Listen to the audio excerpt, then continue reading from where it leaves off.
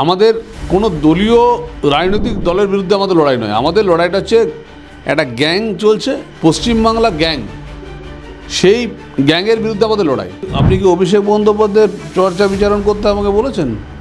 আমি অভিষেক বন্দ্যোপাধ্যায়কে নিয়ে আমার তো সমালোচনা করার কিছু নেই।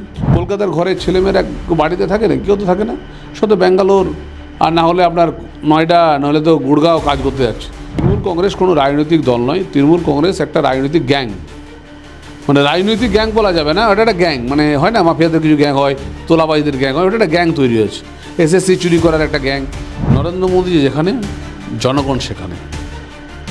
নরেন্দ্র মোদীজি যেখানে, যুবক যুবতী সেখানে। হাজব্যান্ড যদি একটা অন্য কারোর সঙ্গে পরকীয়া করতেন, আর সেই পরকীয়াতে যদি কয়েকশো কোটি 100 কোটি টাকার উপরে পাওয়া যেত, তাহলে কেউ সাপোর্ট করতেন? তাকে ভোট দিতে বলতেন? আমি আজকেই বলে দেবো না কালকেই আমি সরকারে চলে আসবো, কিন্তু এটুকু বলতে পারি আমরা ঘাড়ে নিঃশ্বাস ফেলছি। যে কোনো সময় আমরা কিন্তু ওর মাথাটাকে আমরা ডিঙিয়ে যেতে পারি। ভোটের আগে বিজেপির তরফ থেকে বারবার মিটিং করা হচ্ছে তাদের সংগঠনকে মজবুত করার জন্য এবং বুথ স্তরে যে কর্মীরা রয়েছেন তাদের মনোবল বৃদ্ধির জন্য, কিন্তু কোথাও গিয়ে কোথাও খামতি থেকে যাচ্ছে বলে তৃণমূলের বারবার দাবি। এই মুহূর্তে আমাদের সাথে রয়েছেন বাংলাহান স্টুডিওতে সৌমিত্র খা, বিজেপির একজন সাংসদ। সৌমিত্রদা, সাংসদের যে দায়িত্বে রয়েছেন তার আগে যে প্রশ্ন, 2020 সালে বিজেপির তরফ থেকে সদ্য দলে আসার পর আপনাকে একটা গুরু দায়িত্ব দেওয়া হয়েছিল, বিজেপি যুব মোর্চার সভাপতি পদে দেওয়া হয়েছিল। সেই স্বর্ণযুগ এখনো পর্যন্ত বিজেপি কর্মীরা মনে করে রাখেন। বর্তমানে যে সভাপতি রয়েছে কিংবা যে কর্মীরা রয়েছেন বিজেপি যুব মোর্চার, তাদের মধ্যে কি খামতি রয়েছে, কিংবা ভোটের আগে কি তারা দক্ষ বা প্রস্তুত রয়েছে ভোটে লড়ার জন্য? নিশ্চিতভাবে ডক্টর ইন্দ্রনীল খান আমাদের খুব ভালো একজন ভদ্র মানুষ এবং যথেষ্টভাবে লড়াকু ছেলে করছেন। আমাদের সংগঠনের রীতিনীতি আমরা সংগঠনে বসে ঠিক করি, এবং সেখানে কে ভালো কে খারাপ ব্যাপারটা হয় না। আমাদের তখন এক সিচুয়েশান ছিল, আজকে একটা আলাদা সিচুয়েশান আছে। তবে ইন্দ্রনীল যথেষ্ট ভালো ডাক্তার এবং যথেষ্টভাবে ভালো যুবদেরকে সাড়া দিচ্ছে।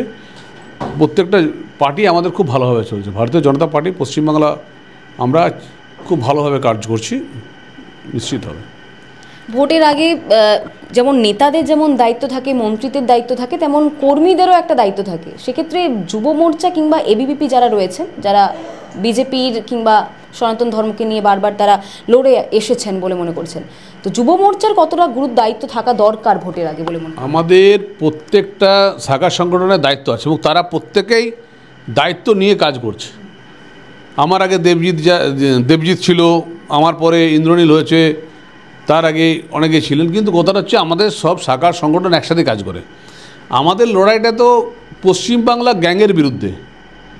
আমাদের কোনো দলীয় রাজনৈতিক দলের বিরুদ্ধে আমাদের লড়াই নয়। আমাদের লড়াইটা হচ্ছে একটা গ্যাং চলছে, পশ্চিমবাংলা গ্যাং, সেই গ্যাংয়ের বিরুদ্ধে আমাদের লড়াই। তাই আমরা ঠিক মতো আমাদের কাজ হচ্ছে। রাজ্য বিজেপির নেতৃত্বে, শ্রমিকদার নেতৃত্বে, শুভেন্দুদার নেতৃত্বে, সুকান্ত নেতৃত্বে আমরা ভালো কাজ করছি ও প্রত্যেকটা জেলায় জেলায় ভালো কাজ হচ্ছে। আর এবার আমরা নিশ্চিতভাবে আশা করি মানুষ আমাদের হয়তো সাথ দেবেন। এবার হয়তো আপনি বলতে পারেন যে 2020-তেও তো ভাবা হয়েছিল, একটা বাচ্চা ছেলে যখন হাঁটতে শেখে তখন 10 বার কাঁচাড় খেয়ে পড়ে যায়। তাহলে বাচ্চাটা কি হাঁটতে শেখে না? নিশ্চয়ই বাচ্চাটা হাঁটতে শেখে, কারণ চেষ্টা করতে হয়। আমাদের রাজ্য বিজেপি 2014 সালের আগে নিশ্চয়ই দুর্বল ছিল। এটা আমাদের সংগঠনের দুর্বলতা বলুন বা দেশের পরিকাঠামোর দিক দিয়ে বলুন, কিন্তু আজকে সেই জায়গায় দাঁড়িয়ে আমরা 2 থেকে আমরা 77 পেয়েছি, আমরা 18টা সাংসদ পেয়েছি। আবার এবার একটু খারাপ হয়েছে।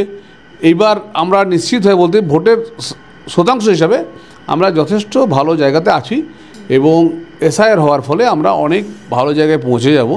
কারণ মৃত ভোটার বাদ গেলেই অনেক ভোটার বাদ যাবে, অনেক ট্রান্সফার নিয়েছেন তাদের বাদ গেলে বাদ যাবে, প্লাস অনেক বাংলাদেশি যারা আছেন, যারা বাংলাদেশি রোহিঙ্গারা আছেন, যারা বাংলাদেশিরা আছেন, তারা অনেকে বাদ যাবে। তো সেই কারণে আমরা নিশ্চিতভাবে আশাবাদী যে ভালো কিছু হবে। মানুষ, সবচেয়ে বড় কথা হলো যে কলকাতার সাইডের মানুষও আমার মনে হয় ইতিহাসটাকে মনে করছেন যে বামফ্রন্ট 35 বছর আর তৃণমূল কংগ্রেসের 15 বছর কী দিল কলকাতাকে। কলকাতার ঘরের ছেলেমেয়েরা বাড়িতে থাকে না, কেউ তো থাকে না, সব তো ব্যাঙ্গালোর, আর না হলে আপনার নয়ডা, নাহলে তো গুড়গাঁও কাজ করতে যাচ্ছে, ওই গুজরাট কাজ করতে যাচ্ছে। তাহলে আমাদের সেই সরকার যখন বিজেপি আছে সেই বিজেপিকে আমরা নিয়ে আসবো। কলকাতার মানুষরা এখন সেটা বুঝতে পারছেন।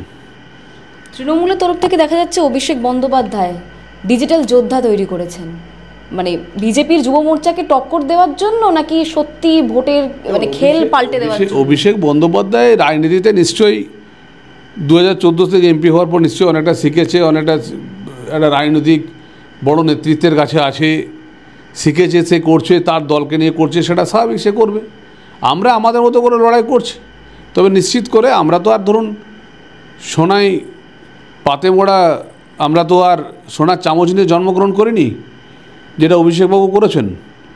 কারণ মমতাদি মাথার উপরে থাকলে অভিষেকবাবু রাজনীতিতে শুধু শাসক দলের রাজনীতিটা উনি দেখাচ্ছেন, উনি তো বিরোধী রাজনীতিতে অংশগ্রহণ কখনো করেননি। তবে আমার মনে হয় এবারে লড়াইটা অভিষেক বাবুর বিরুদ্ধেও লড়াই, এই লড়াইটা আমাদের তৃণমূল কংগ্রেসের বিরুদ্ধে লড়াই। আমরা পুরোপুরিভাবে একটা গ্যাংয়ের বিরুদ্ধে লড়াই করছি। তৃণমূল কংগ্রেস কোনো রাজনৈতিক দল নয়, তৃণমূল কংগ্রেস একটা রাজনৈতিক গ্যাং। মানে রাজনৈতিক গ্যাং বলা যাবে না, ওটা একটা গ্যাং। মানে হয় না মাফিয়াদের কিছু গ্যাং হয়, তোলাবাজিদের গ্যাং হয়, ওটা একটা গ্যাং তৈরি হয়েছে, এসএসসি চুরি করার একটা গ্যাং। তো এই যে খোপ গ্যাংগুলো আছে, গ্যাংটাকে আমরা হাঁটাবো। তাহলে আপনি বলছেন যে অভিষেক বন্দ্যোপাধ্যায় তৃণমূল যাকে সর্বভারতীয় সাধারণ সম্পাদকের পদে বসিয়েছে সে শিশু রয়েছে রাজনৈতিক দিক থেকে? না, আমি সেটা বলিনি। আমি বললাম 2014 সাল থেকে এমপি হওয়ার পর রাজনীতিভাবে অনেকটাই শিখেছেন। কতটা দক্ষ বলে মনে করেন অভিষেক? আপনাকে একটা কথা বলি, মমতা বন্দ্যোপাধ্যায় যার পিসি হয়, তার বাড়িতে রাজনীতি সবসময় আলোচনা হলে নিশ্চিত সে অনেক শিক্ষা গ্রহণ করেছে, কিছু জায়গায় ভালো ফলও পেয়েছে। আমি ব্যক্তি রাজনীতি লড়াইয়ের থেকে আমি সরে এসেছি। আমার লড়াই অভিষেক বন্দ্যোপাধ্যায়ের বিরুদ্ধে নয়, আমার লড়াই কোনো ব্যক্তির বিরুদ্ধে নয়, আমার লড়াই হচ্ছে পুরোপুরি তৃণমূল কংগ্রেসের গ্যাংয়ের বিরুদ্ধে। আমার লড়াই একক ব্যক্তির বিরুদ্ধে নয়। কারণ আমাদের ভারতীয় জনতা পার্টি নীতির সঙ্গে লড়াই করে। আমরা পশ্চিমবাংলায় সোনার বাংলা তৈরি করব, পশ্চিমবাংলার ছেলেরা কাজ পাবে, মেয়েরা ঘরে থেকে বাড়ির সামনে কাজ করবে, আইটি বড় বড় হাব হবে, ভালো রাস্তা হবে, পর্যটন কেন্দ্রে আরও সুন্দর করে গড়ে তোলা হবে। আমাদের এইটি নিয়ে চিন্তাদর্শ। আমাদের ওই কোনো ব্যক্তিকে কী করলো এটার বিরুদ্ধে আমাদের লড়াই নয়। তাও সৌমিত্রবাবু, মানে অভিষেক বন্দ্যোপাধ্যায়কে রাজনৈতিক দক্ষতার বিচারে কত দেবেন 10-এর মধ্যে? আপনি কি অভিষেক বন্দ্যোপাধ্যায়ের চর্চা বিচারণ করতে আমাকে বলেছেন? আমি অভিষেক বন্দ্যোপাধ্যায়কে নিয়ে আমার তো সমালোচনা করার কিছু নেই। ও সমালোচনা করার নেই, আলোচনা করার কিছু নেই। আমার কথা হচ্ছে তৃণমূল কংগ্রেসের যে গ্যাং, চোরেদের যে গ্যাং আছে, সেই গ্যাং খাবে গ্যাংগুলো বসেছে, যে গ্যাংদের বিরুদ্ধে আমাদের লড়াই, ব্যক্তি বিশেষে না। না, ব্যক্তি বিশেষে না। আমরা গ্যাংদের বিরুদ্ধে লড়াই করে তৃণমূল এই গ্যাংটাকে আমরা হাঁটাবো। পার্থ চট্টোপাধ্যায় জেল থেকে ফিরে এসেছেন, কোথাও গিয়ে তৃণমূলের বেশ কিছু কর্মী মনে করছেন যে তাকে টিকিট দেওয়া দরকার, বেহালা থেকে টিকিট দেওয়া দরকার, কিংবা কলকাতা থেকে টিকিট দেওয়া দরকার। আপনি রাজ্যের সাধারণ নাগরিক হিসেবে আপনি কি মনে করেন, যার বিরুদ্ধে এত অভিযোগ রয়েছে, যে এত চুরির দায়ে 3 বছরেরও বেশি সময় ধরে জেল খেটে এসেছেন, তাকে কি টিকিট দেওয়া দরকার কোনো দলের? আপনাকে একটা কথা বলি, এটা হচ্ছে তৃণমূল কংগ্রেসের সম্পদ। তাদের দল তাদের চোরকে রাখবে না মাফিয়াকে রাখবে না চোরেদের গ্যাং লিডারকে রাখবে, তারা বুঝবে।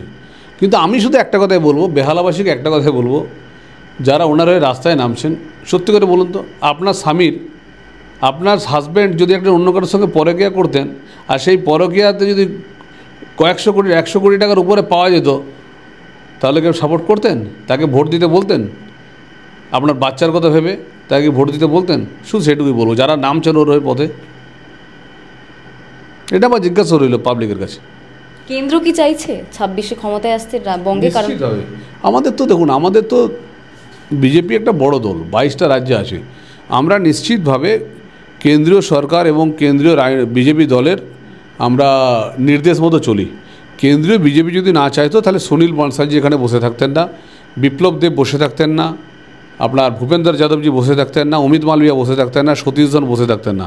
তারা তাদের ঘর বাড়ি ছেড়ে এখানে এসে আমাদেরকে রাজনৈতিক শিক্ষা দিচ্ছেন এবং আমাদেরকে রাস্তা দেখানোর চেষ্টা করছেন। তো কেন্দ্রীয় বিজেপি চাইছে বলে তো এটা করছে, না হলে কেন চাইতেন? সৌমিত্রবাবু, মাঝে মাঝে দলেরই বেশ কিছু গদ্দারদের বিরুদ্ধে আপনি গর্জে ওঠেন। এটা রাজনীতিক একটা পরিবেশ তৈরি হয়। রাজনীতিক নেতারা একটা মানুষ, সবসময় একই রকম পরিবেশ থাকে তা নয়, অনেক সময় ঘরের কোথাও বাইরে আসে, এটাও ঠিক একটা বহিঃপ্রকাশ হয়। কিন্তু রাজনীতি তো সব রকম চলে, এটাই তো রাজনীতি। এটা তো একটা সাধারণের সঙ্গে এটাই তো ফারাক, কখনো কাছে কখনো দূরে, টক ঝাল মিষ্টি, এটাই রাজনীতি।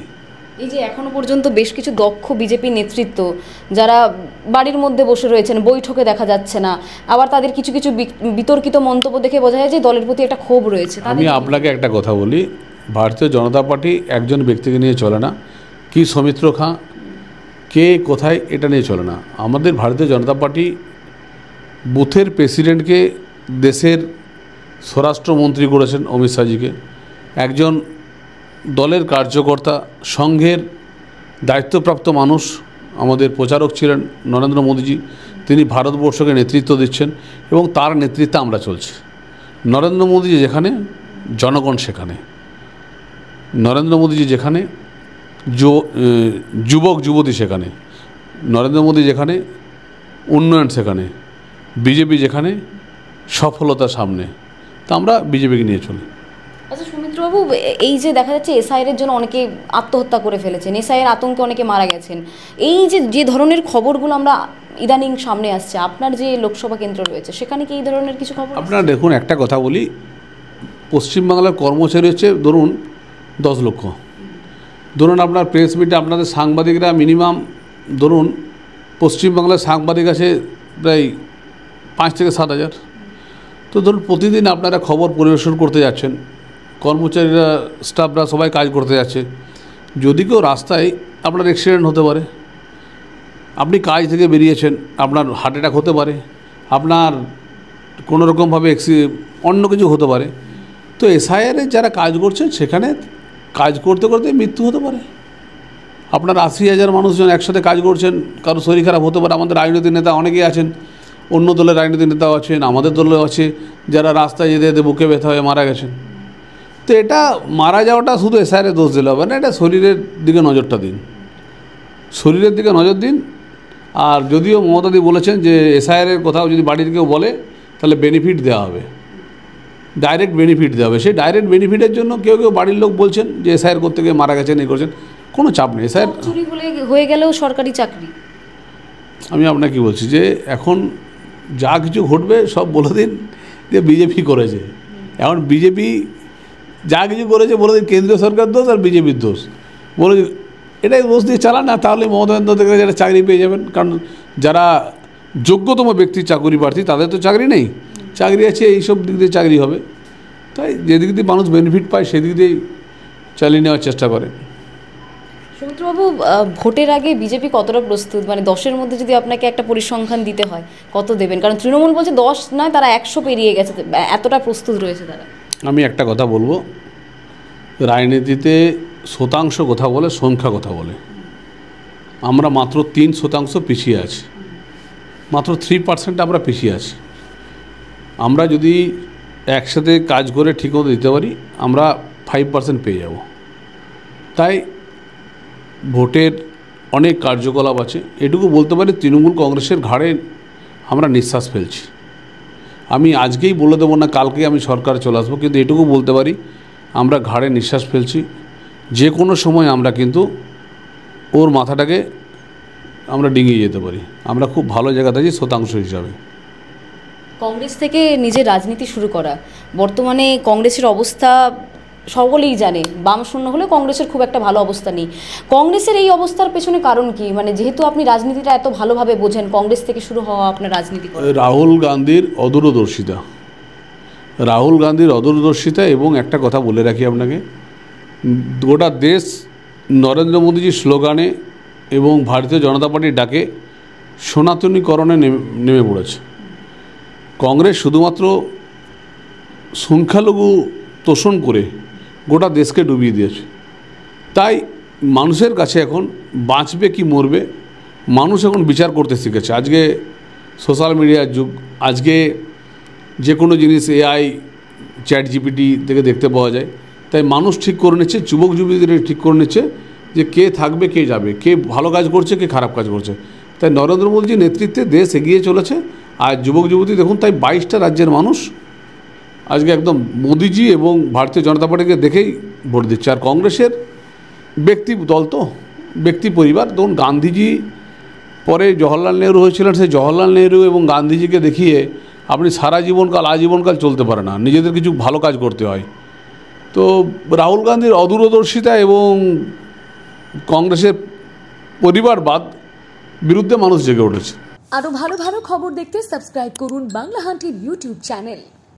বাংলা হান্টের আরো খবর দেখতে নজর রাখুন। বাংলা খবর মানেই বাংলা হান্ট।